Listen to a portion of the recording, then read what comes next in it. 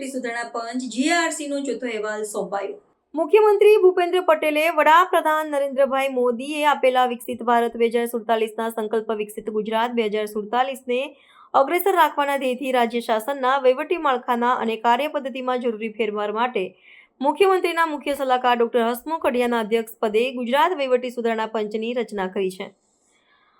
આ સંદર્ભમાં GRC દ્વારા અત્યાર સુધીમાં રાજ્ય સરકારને 3 ભલામણ અહેવાલો સોંપવામાં આવ્યા છે અને તેની કુલ મળીને 25 ભલામણો અમલીકરણના વિવિધ તબક્કામાં છે. GRC અધ્યક્ષ ડોક્ટર હસમુખ અઢિયાના દિશા દર્શનમાં 9 જેટલી ભલામણો સાથે તૈયાર કરવામાં આવેલો ચોથો ભલામણ અહેવાલ મુખ્યમંત્રી ભૂપેન્દ્ર પટેલને ગુરુવારે સુપ્રત કરવામાં આવ્યો હતો.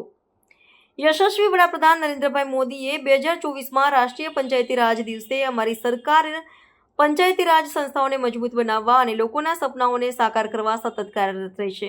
ના કરેલા સંકલ્પને ગુજરાતના મુખ્યમંત્રી ભૂપેન્દ્ર પટેલના નેતૃત્વમાં ગામથી રાજ્ય સુધીના લોકશાહી આધારિત વિકાસ મોડલથી સાકાર કરવાના ઉદ્દેશથી GRCના ચોથા ભલામણ અહેવાલમાં વિકેન્દ્રીકૃત આયોજન સંબંધિત ભલામણો કરવામાં આવી છે.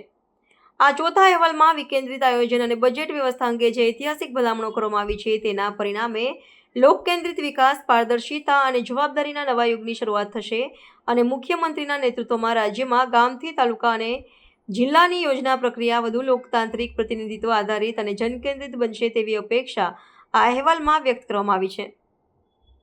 મુખ્યમંત્રીને GRCનો આ ચોથો અહેવાલ પંચના અધ્યક્ષ ડોક્ટર હસમુખ અઢિયાએ સુપ્રત કર્યો.